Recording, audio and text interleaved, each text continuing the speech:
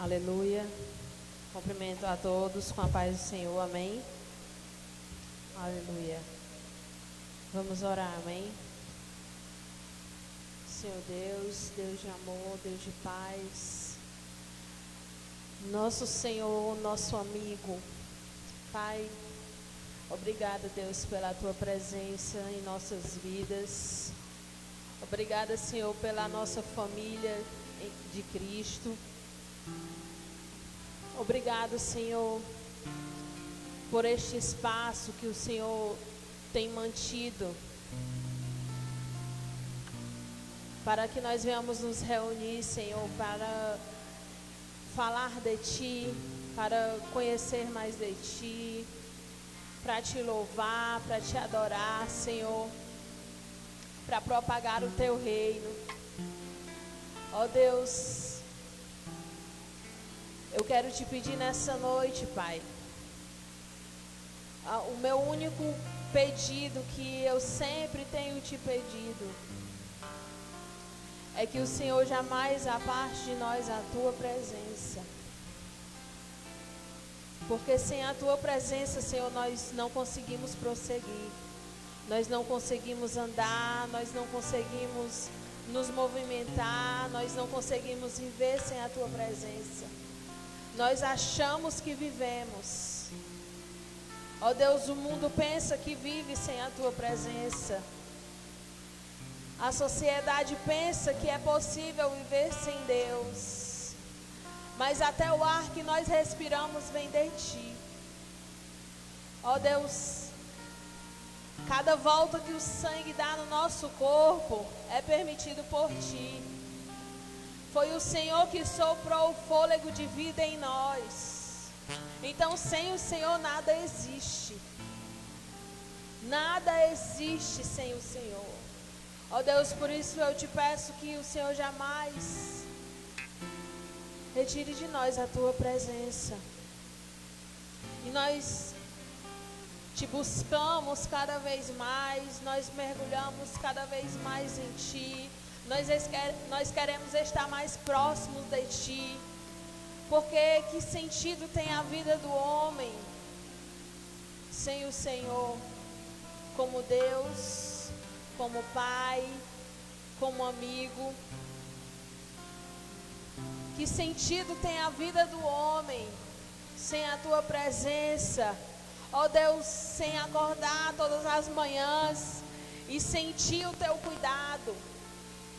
Sentir o Senhor em nossas vidas em cada detalhe, até nas coisas que no nosso pensamento são insignificantes, mas o Senhor está lá, cuidando de nós, em cada segundo, em cada segundo. Ó Deus, obrigada, Senhor. Obrigada, Pai, pela Tua amizade.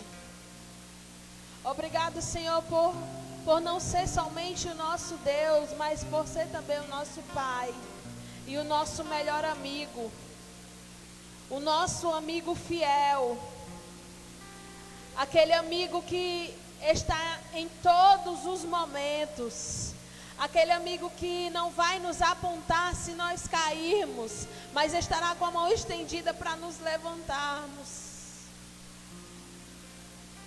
Ó Senhor, obrigado por ser o nosso amigo fiel. O nosso amigo fiel. Se você quer experimentar a fidelidade, a lealdade de alguém que seja de Deus, que seja de alguém que jamais vai te decepcionar, que seja de alguém que jamais vai virar as costas para você, porque Ele mesmo disse: ainda que uma mãe que amamenta se esqueça do seu próprio filho, eu todavia jamais me esquecerei de Ti. Jamais, jamais, jamais. Oh, aleluia. Aleluia, Deus. Vamos adorar, vamos louvar o nome dEle. Aleluia. Aleluia, Deus.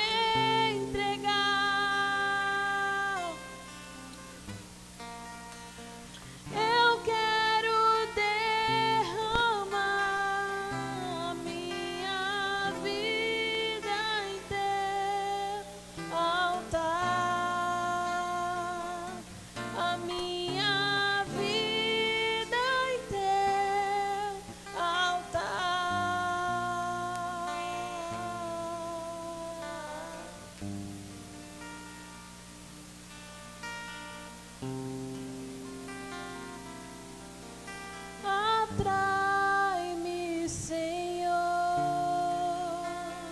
eu correrei para ti. Em teus braços de amor me esconderei. Atrai-me.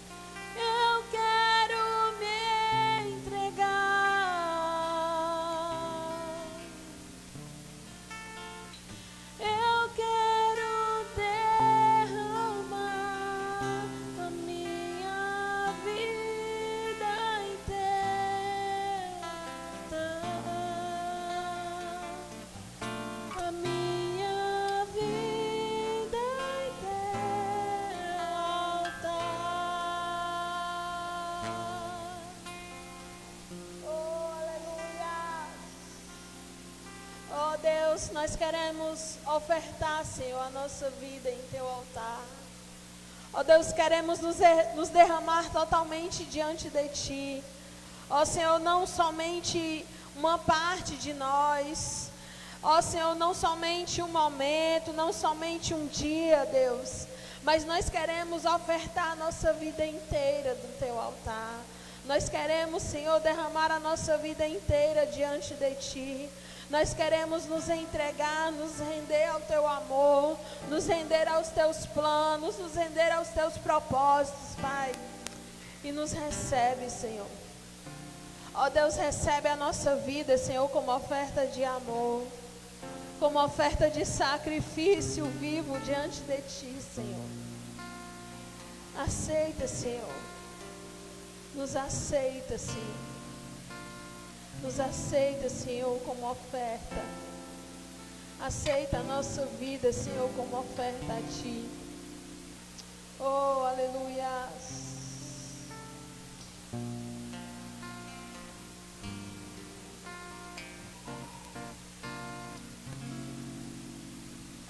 O Senhor, minha vida oferecer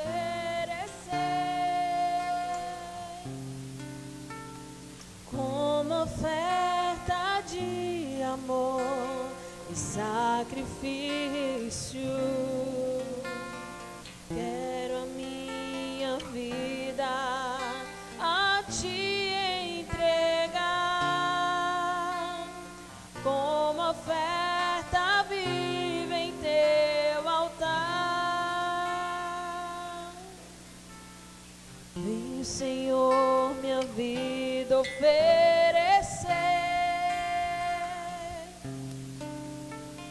como oferta de amor e sacrifício. Quero a minha vida a Ti entregar, como oferta viva em Teu altar.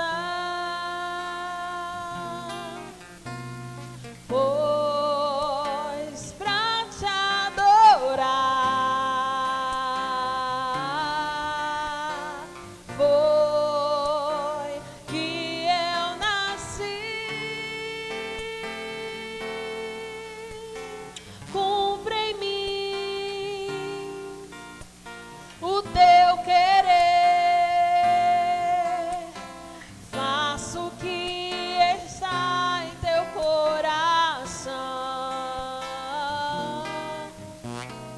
e que a cada dia eu queira mais e mais estar ao Teu lado, Senhor. Vem, Senhor, minha vida oferecer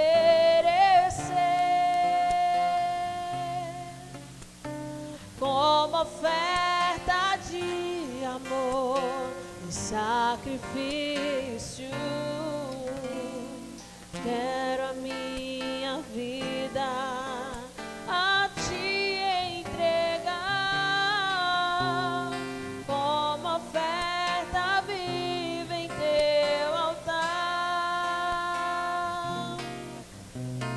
Pois pra Te adorar foi que eu nasci. Cumpre em mim o Teu querer, faço o que está em Teu coração, e que a cada dia eu queira mais e mais estar ao Teu lado, Senhor. Pois pra Te adorar foi que eu nasci.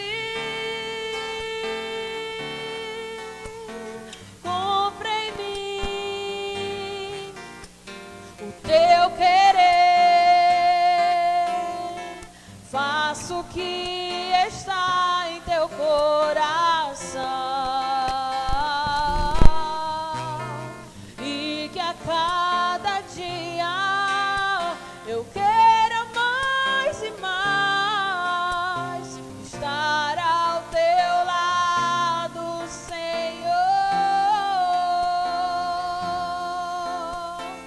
e que a cada dia eu queira mais e mais estar ao teu lado, Senhor, estar ao teu lado, Senhor,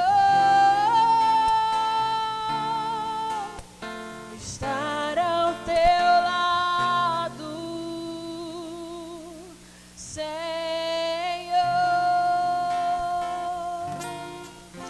Aleluia, Deus. Aleluia. Amém.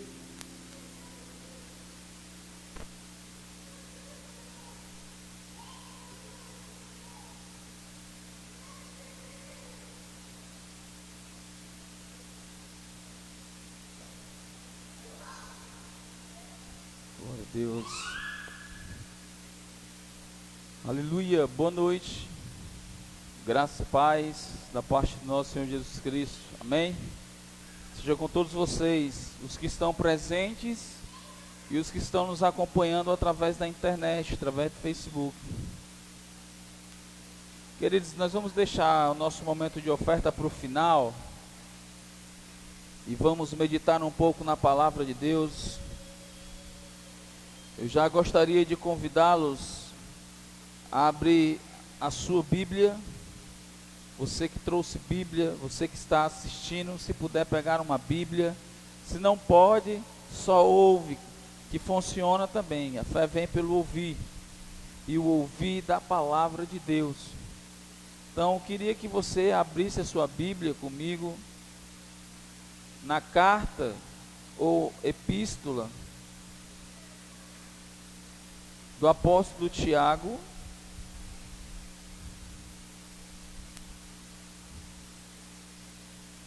no capítulo 5. Queria que você abrisse comigo a sua Bíblia. Tiago, capítulo 5.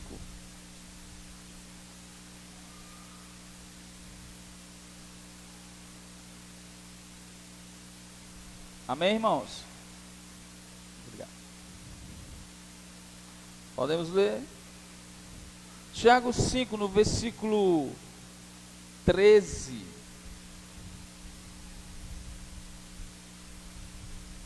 Tiago 5, versículo 13. Nós vamos ler alguns versículos. Amém? Quantos estão felizes? Eu gosto desse repertório antigo, de música antiga. Eu volto no tempo. Precisamos mais deles, viu, Suelen, Tamires? A gente mergulha mesmo assim num tempo onde nós, no bom sentido da palavra, né, éramos mais fervorosos, as músicas eram mais voltadas para Deus, eram mais cristocêntrica do que egocêntrica, do que humanista. Então, Tiago, no capítulo 5, versículo 13, a Bíblia diz o seguinte, irmãos: entre vocês há alguém que está sofrendo, que ele ore. Há alguém que se sente feliz, que ele cante louvores. Entre vocês há alguém que está doente, que ele mande chamar os presbíteros da igreja, para que estes orem sobre ele e o unjam com óleo em nome do Senhor. A oração feita com fé curará o doente, o Senhor o levantará, e se houver cometido pecado, ele será perdoado. Portanto, confessem os seus pecados uns aos outros e orem uns pelos outros para serem curados. A oração de um justo é poderosa e eficaz. Elias era humano como nós, ele orou fervorosamente para que não chovesse, e não choveu sobre a terra durante 3 anos e meio. Orou outra vez, e os céus enviaram chuva, e a terra produziu os seus frutos. Meus irmãos, se algum de vocês se desviar da verdade, alguém o trouxer de volta, lembre-se disso: quem converter um pecador do seu erro, do seu caminho, salvará a vida dessa pessoa e a fará que muitíssimos pecados sejam perdoados. Curva sua cabeça por um instante, irmão. Senhor Deus e Pai, eu quero te louvar e quero continuar te louvando. Quero te agradecer, Pai amado, por essa oportunidade de poder falar um pouco da tua palavra, de poder compartilhar com os meus irmãos algo que o Senhor colocou no meu coração e que é a tua palavra, Deus. A minha oração é para que nada do que eu fale, nada do que seja ministrado seja argumento humano, ou seja algo de mim mesmo. Não, Deus, longe de mim tudo isso. Eu oro para que o Senhor me use, eu oro para que o Senhor use a minha vida, apesar de mim. Eu quero ser o teu instrumento agora, eu quero ser o canal que o Senhor vai usar para que o teu povo seja alcançado através da tua palavra, que é viva e eficaz. Eu oro para que o Senhor ilumine o meu espírito. Eu te peço espírito de sabedoria e de revelação, no pleno conhecimento do teu Filho amado Jesus Cristo. Eu oro, Pai, e levo a minha mente cativa à obediência dele, Pai, em nome de Jesus. Amém. Queridos, antes que a gente entre propriamente no nosso assunto dos versículos que eu li, eu queria só dar uma pequena introdução a respeito do livro de Tiago. Amém? O livro de Tiago, ou na verdade a carta de Tiago, ela não vai tratar de uma carta, digamos assim, propriamente doutrinária. Ela não é aquela carta onde vai tratar de assuntos doutrinários no sentido para a igreja, mas ele vai tratar basicamente de um assunto que vai levar a termos uma consciência da postura que nós precisamos ter como cristão. Ele vai tratar mais dessa questão da postura, de como nós devemos nos postar, de como nós devemos nos comportar e andar como cristão. Esse Tiago que nós lemos aqui, ele não é aquele Tiago, filho de Alfeu, ele não é o Tiago, irmão de João. O Tiago que escreve essa carta, ele é o Tiago, irmão de Jesus. Irmão de Jesus? Sim, irmão de Jesus. Mas algumas pessoas dizem que Jesus não teve irmão, que Maria, ela morreu virgem. Não. A Bíblia diz que Maria, ela não teve relações com José até que ela desse à luz a Jesus. Mas Maria, ela teve outros filhos, e dentre esses filhos, um deles é Tiago. Tiago, ele é um dos irmãos de Jesus. Eu não sei se você lembra dessa passagem, quando Jesus estava ministrando, Tamires, dentro de uma casa, e tinha muita pessoa. As pessoas estavam rodeando Jesus, sentado no chão, Jesus pregando, e a família dele chega lá fora. E uma das pessoas, a família de Jesus disse: manda chamar Jesus Cristo. Aí essa pessoa vai atrás de Jesus e diz: olha, tua família está lá fora, a tua mãe e os teus irmãos. Não estava falando de irmãos como nós somos, irmãos em Cristo. Não estava falando dos apóstolos, não estava falando ali dos crentes, estava falando da sua família biológica, da mãe e dos irmãos de Jesus. E Tiago estava inserido nessa turma da família de Jesus. No início ele nem acreditava, ele não conseguia crer em Jesus. Mas após Jesus morrer e ressuscitar, Tiago escreve essa carta. Então é uma carta prática do Novo Testamento, semelhante a Provérbios de Salomão. Provérbios de Salomão não é um livro doutrinário, mas é um livro que vai nos trazer muitos ensinamentos, conselhos de como nós devemos agir com sabedoria. E Tiago vai ter um assunto aqui que ele vai falar de sabedoria, ele vai falar de fé, ele vai falar que fé sem obras é morta. Escreveu ainda, há quem diga que essa carta foi escrita em Jerusalém. E como eu sempre falo, né, hoje a Bíblia, ela é o nosso manual, nós temos acesso a ela. Se nós consideramos a Bíblia como um manual de vida, então o que está contido nela serve para as nossas vidas, sim ou não? Mas a princípio, quando Tiago escreveu essa carta, ele escreveu para os judeus, ou para as 12 tribos de Israel que estavam dispersas. Estão comigo, irmão? Estou vendo vocês um pouco dispersos. Então ele escreveu para as 12 tribos de Israel que estavam dispersas pelo mundo. Pessoas que tinham, judeus que tinham se tinham se convertido a Jesus, judeus agora que eram cristãos, que estavam no meio desse mundo disperso. Tiago foi um dos líderes da igreja de Jerusalém. Tiago foi aquele que bateu o martelo naquele concílio que teve lá de Atos 15, salvo o meu engano. Então, ele não vai tratar de coisas doutrinárias, mas ele vai tratar de assuntos que nos levam a termos uma postura, a termos uma firmeza, a sermos perseverantes, a não desistirmos. Ele vai falar que somente ele era um judeu, e o judeu, ele sempre defendia a questão da lei, sempre defendia a questão dos sacrifícios, mas ele nessa carta, convertido, ele vai defender que não é suficiente somente a fé, precisamos ter algo que corresponda a essa fé. Por isso que ele vai dizer que a fé sem obras é morta.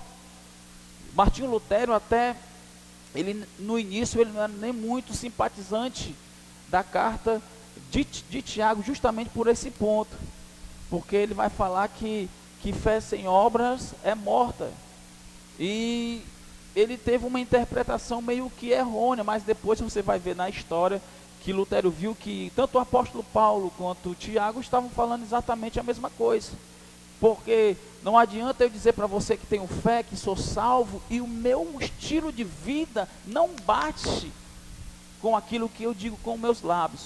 Então, os judeus, eles eram muito teóricos, eles tinham uma teoria muito boa, eles eram excelentes na teoria, mas quando eles iam para a prática daquilo que eles tinham como teoria, eles eram fracos, eles não conseguiam cumprir, eles não conseguiam realizar. Então, Tiago, ele bate nessa tecla: fé sem obras é morta. Eu preciso agir à altura daquilo que eu falo que sou, que tenho e que posso. Então, basicamente, ele vai tratar disso. E quando chega no capítulo 5, logo no início do capítulo 5, você vai ver ele falando daqueles ricos opressores. E esses ricos opressores, que vai do versículo 1 ao versículo 6, ele não está falando de nenhuma pessoa crente. Ele está falando daquelas pessoas que adquiriam riqueza da forma mais errônea que existia. Ele está falando daquelas pessoas que se aproveitavam dos trabalhadores, fraudava, adquiria dinheiro através da vida daqueles trabalhadores, pagavam mal os trabalhadores. Ele vai repreender essas pessoas. Como os judeus estavam dispersos, eles estavam no meio do mundo, e e Tiago escreveu para encorajar os irmãos. Eles passaram por muitas situações, eles passaram por sofrimentos. E aí eu queria abrir um parêntese aqui e dizer para você que nem todo sofrimento, porque as pessoas, elas têm foi pregado, foi ministrado durante muito tempo no meio do contexto igreja, que quando você está sofrendo é porque você está em pecado. E eu quero dizer para você que isso não é verdade. É possível que pessoas estejam sofrendo por conta do pecado, por conta de alguma coisa que fez errada, que plantou, e agora estão colhendo sofrimento. Mas nem todo sofrimento que o cristão tem está relacionado a pecado. Quando ele escreve aqui, nessa carta, que eles iriam sofrer, não era porque eles estavam em pecado, mas porque eles estavam dispersos, não existia ali um lugar como esse, para nos congregarmos com tranquilidade. Eles não estavam, entre aspas, eles não estavam dispersos por perseguição, mas porque o povo estava se espalhando pelo mundo, os judeus estavam se espalhando pelo mundo, e Tiago teve esse cuidado de não perder a visão com relação aos judeus, e ele deixou claro que eles, por conta de estar dispersos, por conta de não ter um lugar como nós temos agora, eles iam enfrentar dificuldades, sofrimentos, eles tiveram que trabalhar para se sustentar, eles foram fraudados. Então, dentro de todo esse contexto, Tiago fala, e quando ele chega no versículo que eu li, ele diz: olha, está entre vocês alguém sofrendo. Ele vai falar 3 coisas aqui para os cristãos. Em primeiro lugar, os que estavam dispersos, né? Eu estou falando do contexto histórico, mas trazendo para os nossos dias, para a aplicação dos nossos dias, tá bom? Quero que você entenda isso. Ele estava escrevendo para judeus dispersos, as 12 tribos que estavam dispersos, mas nós temos que trazer para os nossos dias e aplicar para os nossos dias, porque nós somos cristãos e eles tinham um tipo de sofrimento e nós temos um tipo de sofrimento também. Não estou falando de sofrimento de pecado. Amém? Não estou falando desse sofrimento. Está pagando. Não, não é isso. Mas hoje, como cristão, nós enfrentamos algumas coisas nas nossas vidas que nos traz sofrimento. Muitas coisas que acontecem aí, que envolve política, envolve religião, envolve, sabe, que traz sofrimento para a igreja, que traz uma forma de pensarmos, de nos lançarmos mais nos pés do Senhor e pedir a misericórdia dele, para que muitas coisas que as pessoas planejam contra a igreja, planejam contra os irmãos, não venham a acontecer. E ele diz o seguinte: está entre vocês alguém sofrendo? Essa é uma indagação de Tiago. Ele está falando para os crentes, não está falando para ímpios. Tem alguém aqui que está sofrendo? Aí ele diz, a resposta, ele indaga e ao mesmo tempo ele traz a resposta para essa indagação. Ele não espera uma resposta, até porque ele está escrevendo uma carta. Não tem como ele fazer a pergunta e depois essa carta rodar, chegar em nós para ter uma resposta. Não, ele escreveu, indagou e disse: está alguém sofrendo? E a resposta que ele dá para nós é que essa pessoa que está sofrendo, faça o quê? Faça o quê? Ore. Ele diz: está alguém entre vocês sofrendo? Que ele ore. Quem? Quem está sofrendo? Se você está sofrendo, o que Tiago está dizendo: ore. Busque a Deus. Se achegue a Deus, se achegue ao Pai.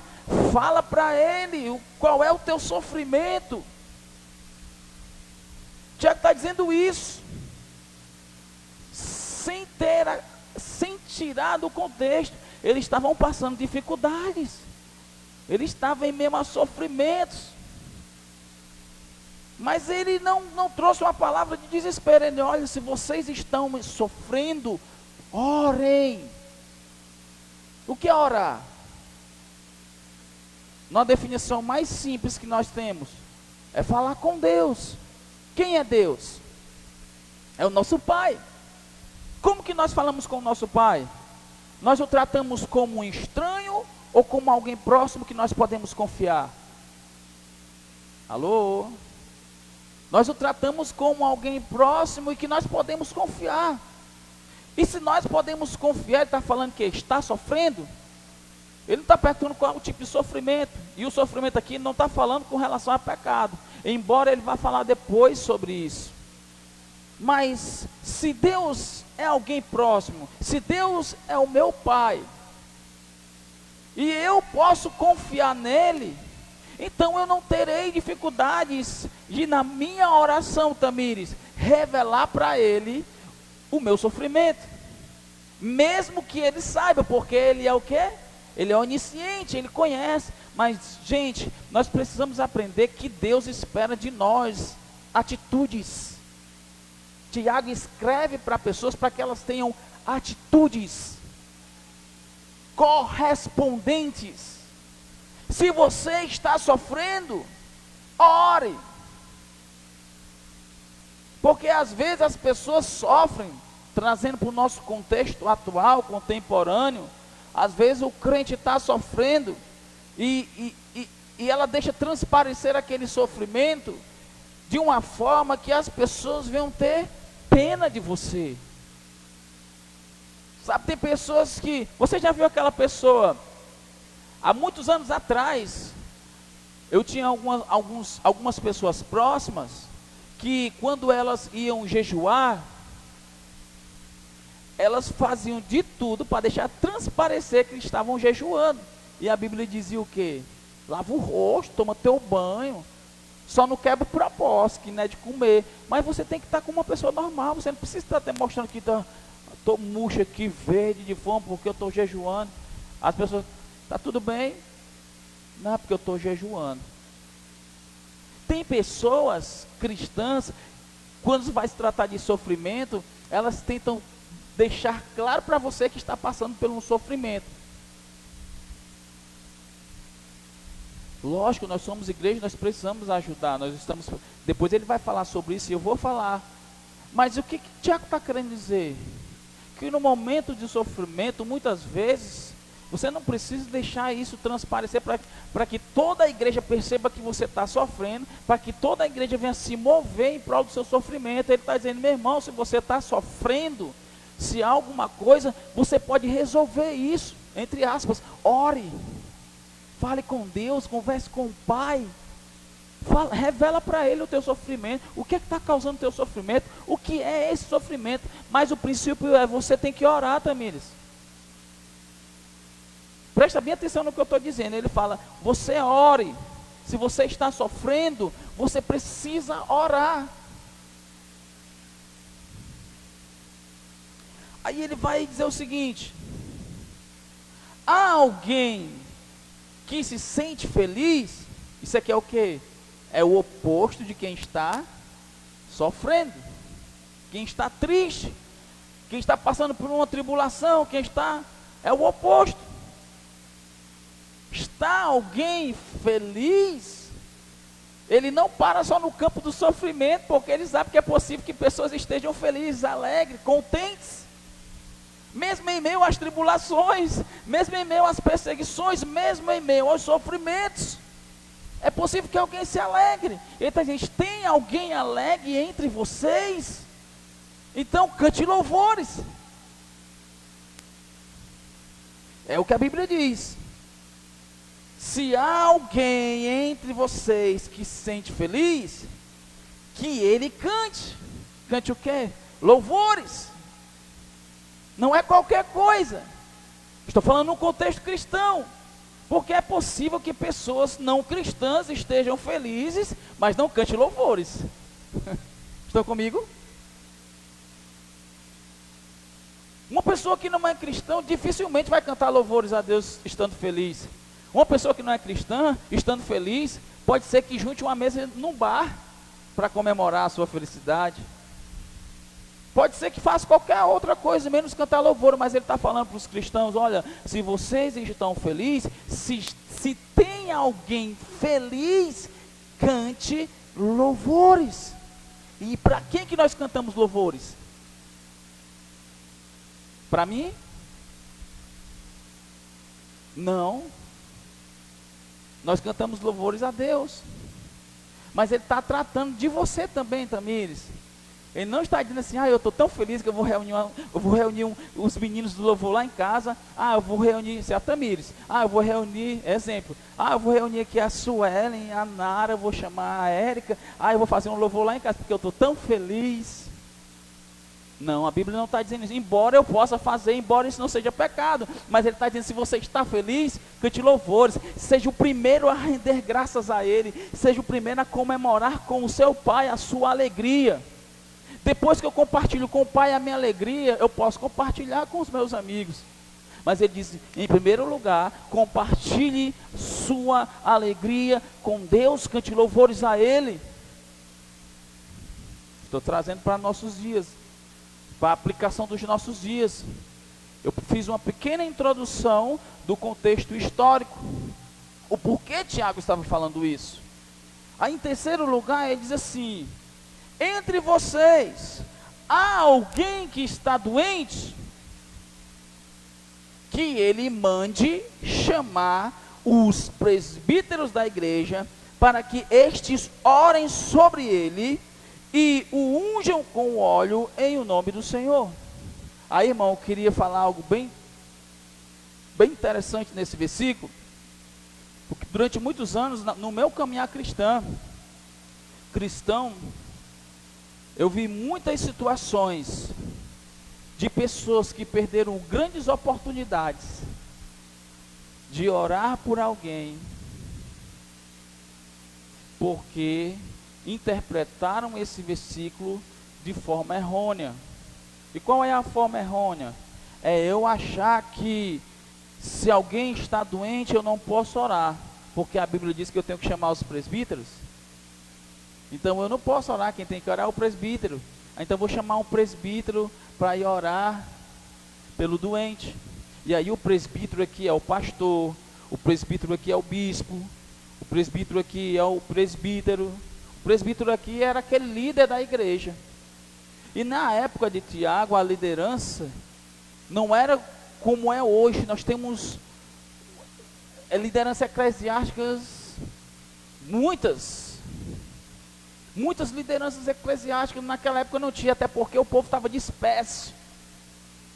Eram poucos os líderes, eles ainda não eram maduros, entenda isso. Eles não tinham maturidade para discernir isso, Tamires. Então Tiago não queria que as coisas fossem feitas na ignorância. O óleo era usado porque era algo, digamos assim, cultural para aquele tempo.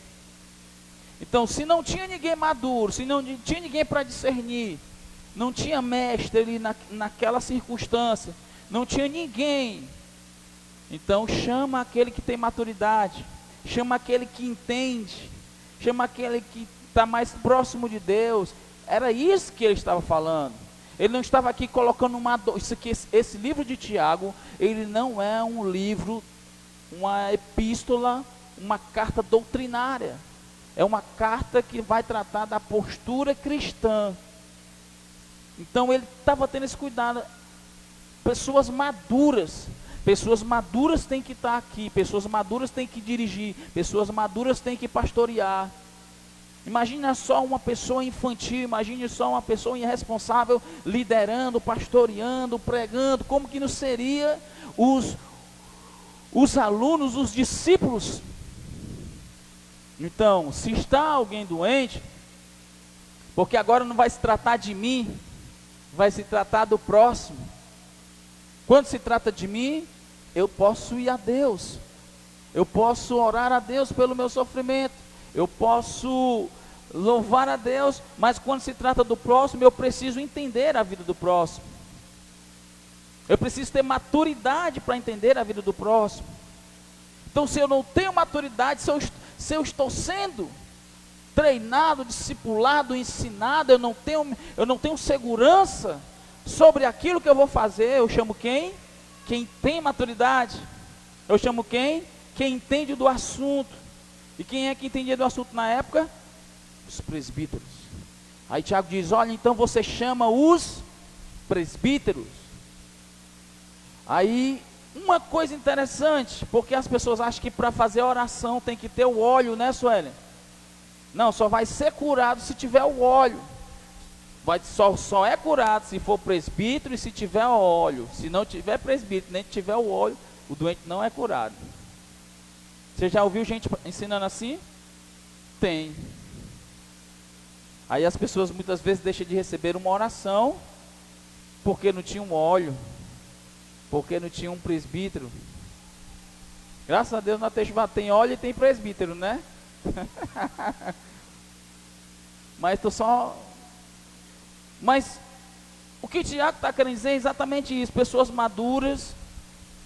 O óleo era algo cultural daquela época, era algo que era utilizado, digamos assim, como se fosse um ritual.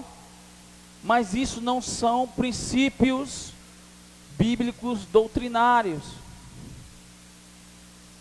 Amém? Não são princípios bíblicos doutrinários. Não sei se você lembra quando o apóstolo Paulo quis levar Timóteo para uma certa região, e aí Timóteo não era circuncidado. E Paulo sabia que a circuncisão tanto fazia. Isso era irrelevante. E tanto faz ser circuncidado na carne como não, porque a nossa circuncisão é no espírito, é por dentro. Mas naquela situação, Paulo disse o quê? Vamos circuncidar Timóteo. Mas por quê? Se ele não está nem vendo. Em uma outra carta, Paulo vai dizer que nós temos que ter cuidado para não fazer o nosso irmão pecar, pelo nosso excesso de sabedoria e de entendimento. Do mesmo jeito era aqui. Chama o presbítero, usa o óleo. Mas não está dizendo que se não tiver o óleo nos presbíteros, não vai acontecer a oração. E eu vou te provar. Porque o texto ele continua dizendo, olha, a oração feita com fé curará o doente. Estão comigo? O que vai curar o doente? O que vai curar o doente? O que é que ele enfatiza? A oração feita com fé curará o doente. Então não é o presbítero, não é o óleo, e aqui eu não estou me desfazendo do presbitério, porque eu também faço parte dele hoje. O que eu estou querendo dizer, a questão da época era maturidade. Mas hoje, isso não me impede, Suelen, de alguém estar aqui de repente de frente para você, ou de qualquer um de nós, enferma, e você perceber aquela pessoa enferma, e se não perceber, de repente ela te diz que está enferma. Como cristão, qual deveria ser a minha ação? Primeiramente, qual seria a minha ação? Como cristão. Alô? Como cristão, hoje, eu deveria orar. Mas as pessoas foram ensinadas de uma forma que só serve se for o pastor. Porque a oração que tem força é só a do pastor. Quantos pastores já foram acordados na madrugada por uma ovelha? E os pastores, nós estamos aqui para isso, para servir, não é apenas para cuidar e alimentar, mas para servir. Ministério é serviço. Ser consagrado não é uma patente. Ser consagrado é você estar capacitado para servir com mais habilidade, com mais responsabilidade. Mas, irmãos, tem coisas que os crentes maduros podem resolver. Então, quando alguém aparece enfermo diante de nós, nós precisamos fazer o que a Bíblia diz: pôr a mão sobre os enfermos e eles serão curados. Jesus falou isso antes de ser assunto aos céus. Vão por todo mundo, e quando vocês estiverem indo, vão pregando, vão ensinando. Se tiver enfermo, coloque a mão, eles vão ser curados. Se tiver pessoas endemoniadas, coloque a mão, expulse os demônios. Isso é um mandamento.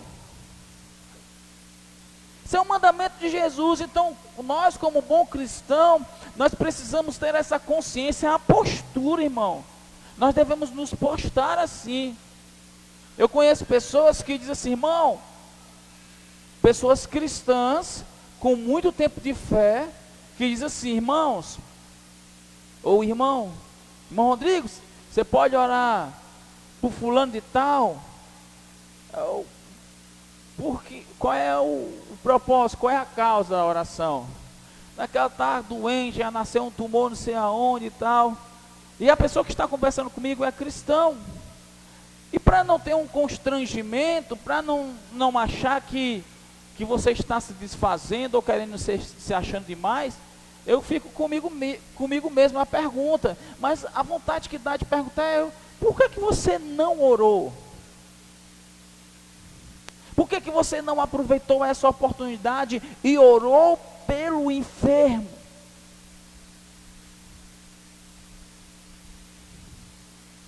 Será que é falta de ensinamento? Será que uma situação como essa é falta de oportunidade? Não. É falta de postura cristã. É falta de entendimento em saber que você foi capacitado para fazer isso. E aí, quando eu falo isso, eu não tiro a credibilidade da medicina, eu não tiro a credibilidade dos analgésicos, eu não tiro a credibilidade dos antitérmicos, não é isso que eu estou falando. Eu estou falando que nós como cristãos, a nossa postura diante de muitas circunstâncias e muitas situações que nos rodeiam, deve ser diferente da maneira que o mundo se comporta. Vocês estão entendendo o que eu estou falando, irmão? A nossa ação tem que ser diferente. Antes, com todo respeito e com todo cuidado, antes de nós dissermos assim, procure um médico, deixa eu orar por você. O fato de alguém orar por um enfermo, não isenta e nem proíbe ela de procurar um médico. Pode ser que ao procurar o médico já diga para ela, você está curado. E você vai entender que a oração da fé curou o enfermo. Estão comigo, irmãos? Então, o que Tiago está falando para nós aqui é postura cristã.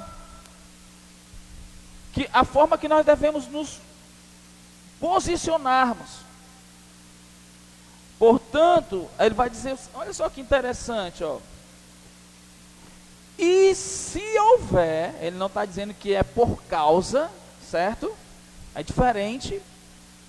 Ele não está dizendo que o doente está doente porque está em pecado, que é outra coisa que as pessoas, crente que vive doente está em pecado, crente que vive com problemas financeiros está em pecado, crente que não tem isso, que não tem uma casa própria, que não tem um carro, que não tem aquilo, está em pecado, porque nós somos mais que vencedores, nós somos tudo, nós temos tudo, nós somos dono do ouro e da prata, e nós não podemos passar por nada. Não é bem assim. Jesus, ele é filho e é o dono do ouro e da prata, mas sofreu, passou por momentos difíceis, sim ou não? Então essa história de dizer que o crente não pode passar por dificuldades é mentira do diabo. Evangelho é poder de Deus, não é mar de rosa. Amém? Existem muitas circunstâncias que passaremos e que se levantará contra nós pelo simples fato de sermos cristãos. Porque se fosse assim, nós não éramos para enfrentar nada. Nós não éramos para pagar aluguel de um prédio, nós não éramos para pagar luz, porque nós somos filhos do dono da prata e do ouro. Então, a gente precisa contextualizar as coisas, né? Não tirar versículos, recortar versículos bíblicos e criarmos uma doutrina para isso. Não, irmão. Mas ele está dizendo aqui o seguinte, olha, a oração feita com fé curará o doente, o Senhor o levantará. A conexão é a oração da fé e o Senhor. Porque a oração feita com fé curará o enfermo, mas quem levanta o caído é o Senhor. Consegue perceber essa conexão? Oração feita com fé curará o doente, o Senhor o levantará, e se houver cometido pecados, ele será perdoado.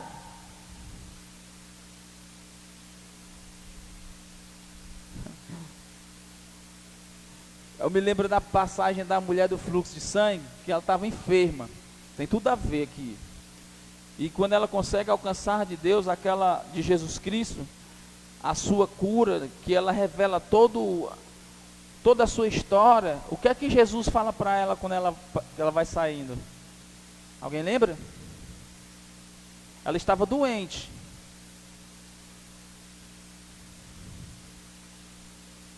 Mas quando ela vai sair, ele diz o quê? A tua fé te salvou. Ele não diz a tua fé te curou. Ela estava precisando de cura. Embora precisasse de salvação. Mas ela precisava de cura naquele momento. Quando ele diz, olha, e se houver cometido pecados, eles serão perdoados. Mas ele estava doente. Ele precisava de cura. No contexto. Porventura houver alguém doente, faça a oração com fé. Essa oração vai curar o doente, o Senhor o levantará. E se houver pecado, será perdoado. O que tem a ver o pecado com cura? Irmão, salvação. A salvação, dentro desse pacote da salvação, quando você vai ver a palavra no grego, no original, essa palavra salvação quer dizer sozo. E uma das definições que está inserido dentro desse sozo é cura, é preservação, é segurança. Estão tudo contido no sozo, e o sozo é a salvação. Por isso ele diz, olha, se é perdoado, é porque tem salvação. Estão comigo? Ele diz, olha, e será perdoado. Portanto, confessem os seus pecados uns aos outros, orem uns pelos outros, para serem curados. Por que ele diz, orem uns pelos outros? Por que ele diz, chama os presbíteros? Eu falei poucos minutos antes, não tinha essa constância de liderança, tudo era mais difícil, não tinha as facilidades, as consagrações. Então nós como igreja, vamos orar uns pelos outros. Na sexta-feira aqui nós fizemos um momento de oração, foi muito gostoso aquilo, e eu quero que isso aumente. Nós precisamos orar uns pelos outros. E quando ele diz, olha, se houver, confessem os seus pecados uns com os outros, ele não está dizendo, Sueli, que você tem que agora abrir a tua vida para quem aparecer. Aí tu é crente, é? Tu é crente? Vem aqui que eu quero falar dos meus pecados para ti. Vem aqui, mulher, tu é crente? Sou. É porque Tiago disse que nós temos que confessar nossos pecados. Mulher, tu não sabe o que eu fiz. Aí, escancar a sua vida todinha. Aí o Tiago disse que confessa os pecados uns pelos outros e orem uns pelos outros. Aí está aqui, você revela seu pecado para alguém, né? As mulheres aí, a Sueli foi lá, revelou o pecado para a menina aí, esqueceu da segunda parte, que era orar. Aí a segunda parte dela foi, mulher, tu não sabe o que foi que eu descobri naquela igreja. Aquela irmã assim, aquela que canta o louvor, chega quando ela canta, eu me arrepio todinho. Pois é, aquela irmã disse isso. Mais uma vez, Tiago está dizendo que quando ele fala, confessem os pecados uns com os outros, não é para você chegar falando da sua vida para Deus e o mundo, não.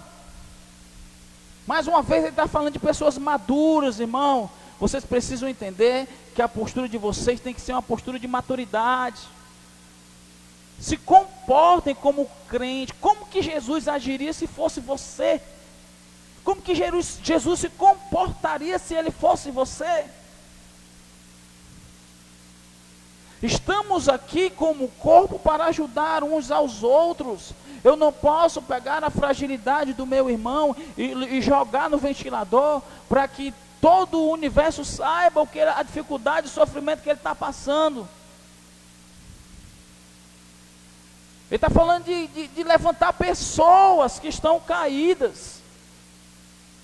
Não está falando de botar a boca no trombone e sair falando da sua vida íntima, sua vida pessoal. Se você não pode me ajudar, não me atrapalhe. Se você não pode ser um cristão, não faça o papel do diabo. Em outras palavras, ele está dizendo isso. Porque fazendo o papel do diabo já tem muitos.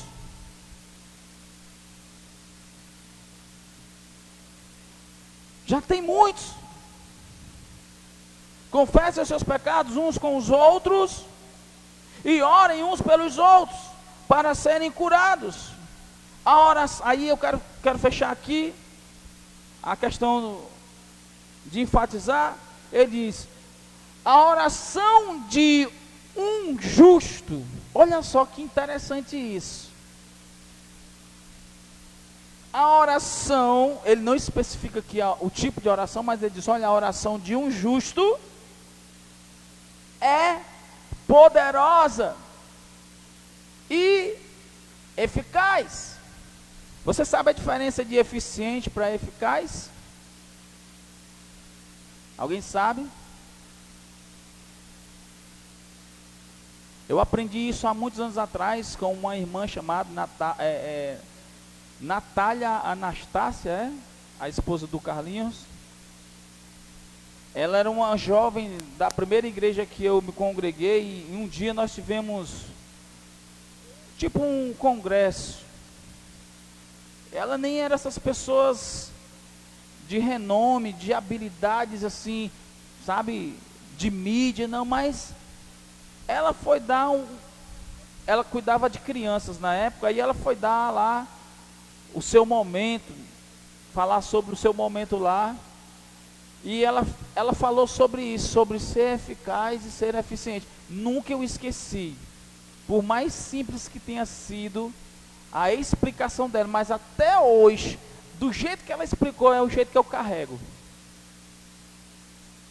Eficiente é aquilo que alguém faz só no que manda. Mais ou menos isso. Dá um exemplo. Eu chego para o Rafael e digo: Rafael, vai ali na feira, ver se tem abacate. Aí o Rafael anda 2, 3 quilômetros, vai até a feira. Aí ele chega lá: tem abacate? Tem não. Aí ele volta os 3 quilômetros. Aí chega para a pessoa que o pediu e diz: rapaz, não tem abacate não. Aí ele vai pedir outra pessoa para ir lá na feira: vai lá ver se tem abacate. Aí a outra pessoa anda os 3 quilômetros, chega na feira: tem abacate? Tem não. Qual outra fruta que você tem aí? Você tem banana, você tem mamão, tem melão? Quanto que está o quilo? Sabe, ele vai mais profundo. Aí ele chega lá para o senhor e diz: olha, não tem abacate, mas tem banana, tem mamão, tem melancia. O quilo está custando R$2 da banana, a melancia está R$3,50. Ele traz tudo mastigado. Isso é o eficaz. E ele está dizendo o seguinte: a oração de um justo. Quem é justo? Nós somos justos. Amém? Nós fomos justificados. Ele está dizendo: a oração do justo, ela é poderosa, tem poder. E não só tem poder, ela é eficaz. Quando eu tenho essa palavra eficaz, pegando o exemplo que eu dei, você tem que, na sua oração, como justo, ir além, porque ela já é poderosa, mas tem que ser eficaz. Estão comigo? Poderosa e eficaz, irmão. A nossa postura como cristão tem que ser assim. Tem que ter eficácia. Nós precisamos, no bom sentido, não é soberba, mas nós temos que nos destacarmos dos demais do mundo. Eu não sei se você está conseguindo entender o que eu estou querendo dizer aqui essa noite, mas nós estamos vivendo em um tempo que a nossa postura ela tem que mudar. Nós precisamos se comportar como de fato devemos. Eu não posso estar aqui na igreja orando, louvando a Deus, cantando, aleluia, entrando no mistério e etc e tal, mas quando eu estou no meio da rua eu sou um dragão. As pessoas me desconhecem. Não. O homem de Deus que você vê aqui, a minha esposa tem que ver em casa. O meu trabalho tem que me ver como homem de Deus. Às vezes os amigos meus agora, alguns assistiram à consagração. Aí quando eu cheguei na segunda-feira, eles agora é pastor, agora, né? E aí às vezes tem situações lá que se você não tiver o Espírito Santo, se você não tiver um pouquinho de paciência, você perde a postura. Aí às vezes eles brincam comigo, eles dizem assim, quando acontece uma situação X, né, que vai além do limite, ultrapassa os limites da paciência, aí eles dizem assim, ei Rodrigo, sabe o que é isso aí, mas na brincadeira, eles falam, estão querendo ver se tu é pastor mesmo. Estou querendo ver se tu é pastor mesmo. Ou seja, eles têm um referencial da minha vida. E às vezes tem a situação que ele diz, se fosse eu já tinha agido de outra forma. Postura cristã. Nós precisamos ter postura cristã. Não se trata de religiosidade, irmão. Postura cristã é as pessoas olharem comigo e dizer, verdadeiramente tu és crente. Verdadeiramente você é crente. Não é porque eu falo brother. Não é isso. É uma postura cristã, sabe? Eu preciso transmitir Cristo para as pessoas, Suelen. Sabe? O que a Bíblia nos ensina eu preciso fazer. Sem religiosidade, mas com uma vida santa, com a vida pautada na palavra de Deus. Tiago estava tentando encorajar esses irmãos que estavam dispersos, que poderiam, porventura até, se afastar da fé. E não pense que é fácil você conseguir ganhar um judeu para Jesus, não. Abrir mão, eles eram rebeldes, eles eram pessoas teóricas, eles eram pessoas que viviam debaixo de um jugo de sacrifício. Para se libertar disso aí não é fácil. Tiago não queria perder essas pessoas para o mundanismo. Ele incentiva, ele fica o tempo todo motivando, olha, a oração do justo, ela pode ir muito, ela é poderosa, ela é eficaz, olha, aí ele traz a memória, Sueli, eu quero terminar, ele traz a memória, olha, vocês não se lembram de Elias? Aí ele traz um homem que foi um profeta top, e diz, olha, vocês não viram lá Elias, comparando o justo com o Elias, o que foi que Elias fez? Elias fez algo sobrenatural, debaixo da unção do Espírito, sendo guiado por Deus. Ele diz, olha, Elias era humano como nós, olha ele assemelhando Elias conosco, ele era humano como nós, ele orou fervorosamente para que não chovesse, e não choveu sobre a terra durante 3 anos e meio, e outra vez, ele orou outra vez, e os céus enviaram chuva, e a terra produziu os seus frutos. Meus irmãos, se algum de vocês se desviar da verdade, ele vai falar sobre a questão de trazer alguém para perto, mas o que eu estou dizendo, ele nos assemelhou a um profeta da antiga aliança, que foi poderoso, que Deus o levou em um redemoinho, ele foi arrebatado de tão glorioso que ele era sobre essa terra. E ele diz, olha, vocês são como ele. Ele orou fervorosamente, mas vocês podem orar poderosamente e eficazmente. Irmãos, precisamos tomar postura de crente. sabe, crente de verdade, crente que usa a palavra, crente que declara a palavra, crente que anda segundo a palavra. Não é tempo mais, os dias são difíceis, Suelo, os dias estão se aproximando, Jesus está caminhando para nos encontrar, e se nós não tomarmos uma postura de cristão, de verdade, pode ser que nós não retornemos com Ele. Chega de brincadeira, chega de meninice, chega de infantilidade, vamos nos tornar, se ainda não somos, naquilo que Jesus nos comprou para ser.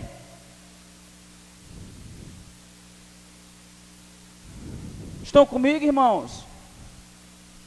Tome uma postura na sua vida de verdade de crente. Seja um crente eficaz. Seja um crente de verdade. Seja um homem e uma mulher de Deus de verdade. Sai da zona de conforto. Sai do comodismo.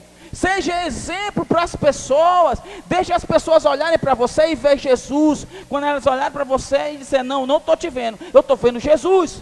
E isso não é para nos gloriarmos não, é para nós entendermos que verdadeiramente nós estamos andando como Deus quer. É possível nós vermos Jesus nas pessoas, é sim. Vamos orar para nós irmos para a nossa casa? Eu considero esse culto um culto de ensino. Um culto de ensino é um culto que nós temos que aprender, Sueli. Eu estou dizendo e torno a repetir, esse ano para mim, para essa igreja, é um ano de crescimento. E quando eu falo crescimento, eu não falo só de membresia não, eu falo crescimento em todas as áreas da nossa vida. Ao começar em mim, tem que partir um crescimento logo em mim, um crescimento espiritual, um crescimento, sabe, maturidade, e nas outras áreas.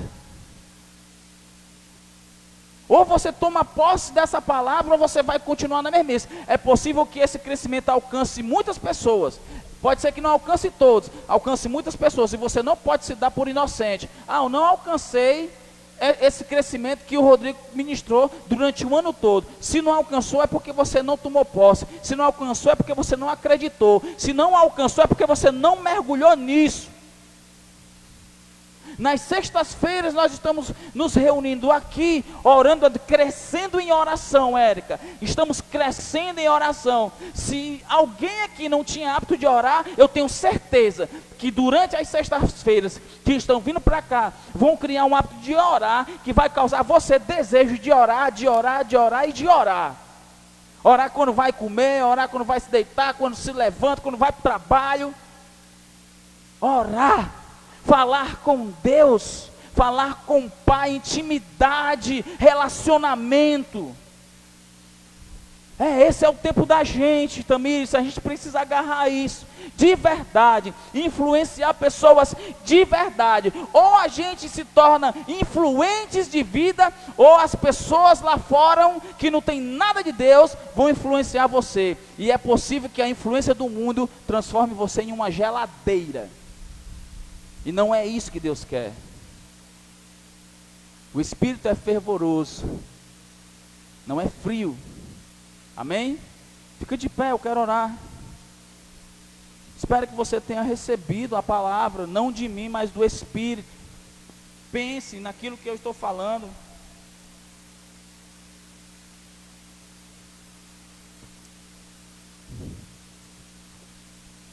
Meu desafio para você hoje é você chegar em casa, você olhar no espelho e você falar com você mesmo, consigo mesmo. Você chegar em casa, olhar aqueles espelhos grandes que você gosta de olhar se está legal, a roupa, a maquiagem, o cabelo, não tem esses espelhos grandes que a gente gosta, né? Da pranchinha. Não tem esses espelhos, tem ou não tem? Você chega lá hoje, mas você não vai olhar para a maquiagem, não vai olhar se está ficando calvo, não. Olhar se a roupa está legal, não. Você vai chegar no espelho e vai dizer para você mesmo, tenha vergonha na cara. Mude essa sua postura, seja crente. Você vai fazer isso. Eu te desafio a fazer isso, eu te encorajo a fazer isso. Sabe, fala para você mesmo, tome vergonha. Olha para o espelho e veja quais são as áreas da sua vida que precisa ser mudado e que precisa ter postura de crente de verdade. Se existe empecilho na sua vida, você largue isso hoje. Ou você larga isso hoje, ou o seu fim não vai ser o que você pensa. Confronta o seu eu.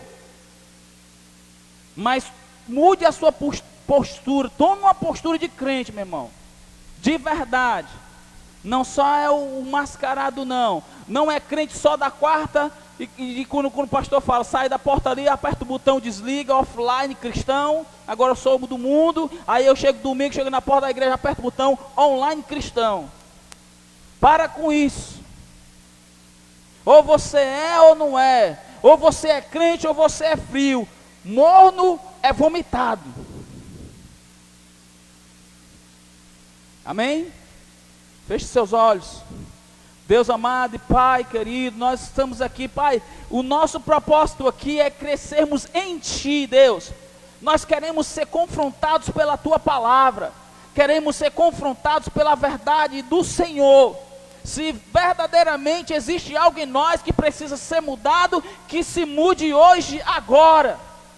Não podemos brincar de ser crentes, não podemos brincar, Senhor amado, de ser cristão. Vestimos uma camisa quando estamos aqui na quarta e no domingo, mas ao sairmos daquela porta, muitas vezes, nós tiramos a camisa e desligamos o botão. Não, Senhor, nós não queremos ser cristãos ambulantes, cristãos temporários, não. Cristãos que dependem de uma conexão virtual, não. Nós somos cristãos aqui, somos cristãos na nossa casa, somos cristãos no nosso trabalho, aonde colocarmos as plantas dos nossos pés, nós queremos dizer, eu sou de Deus, eu sou de Jesus, não importa o que vem contra a minha vida, eu vou permanecer firme, eu vou ser fervoroso, eu vou ser um crente exemplo, a minha postura é essa, o mundo que mude, eu não mudo por causa do mundo, o mundo é que tem que mudar por causa de Deus, o mundo é que tem que mudar por causa da palavra de Deus, eu fico firme nas palavras do Senhor. Sim, Deus,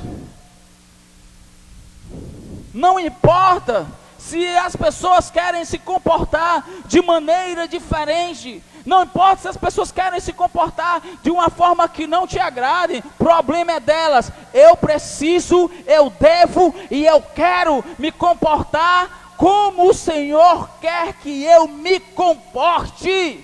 Morra hoje as minhas vontades, morra hoje os meus desejos, morra hoje tudo aquilo, Pai, que é empecilho. Mas que eu não perda a Tua presença, que eu não perda a minha identidade, que eu não perda, Pai amado, a minha cidadania que é celestial.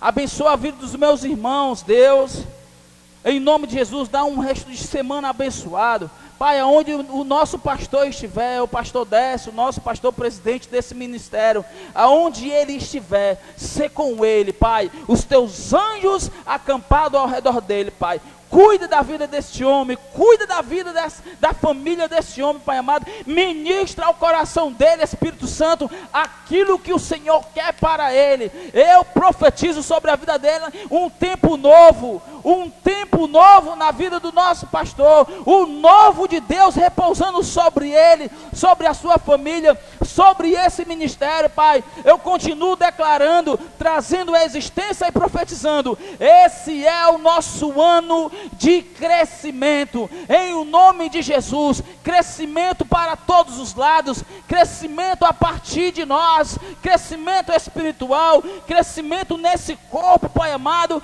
crescimento financeiro dessa igreja, crescimento, Pai amado, dos ministérios, crescimento, Pai amado, da liderança, dos membros, crescimento saudável, um crescimento que seja, Pai amado, apoiado pelo céu. Em o nome de Jesus, Pai, perdoa as nossas falhas se porventura existirem, perdoa os nossos pecados se porventura existirem. Nós queremos estar diante do Senhor com o nosso coração limpo, com as nossas mãos limpas, levantando mãos santas em todos os lugares. Sim, Deus, em nome de Jesus, que o amor do Pai, a comunhão dos santos e a doce consolação do Espírito Santo de Deus seja com cada um de nós em Cristo Jesus. Sexta-feira nós temos aqui oração às 20 horas. Você é o nosso convidado para estar aqui. Se você quer oração, se você quer aprender a orar, se você quer crescer em oração, venha. Não apenas peça, venha e participe. Se envolva nessa unção. Domingo nós temos culto às 17h30. Amém? Quem trouxe oferta e dízimo pode vir colocar. Vão em paz, em nome de Jesus.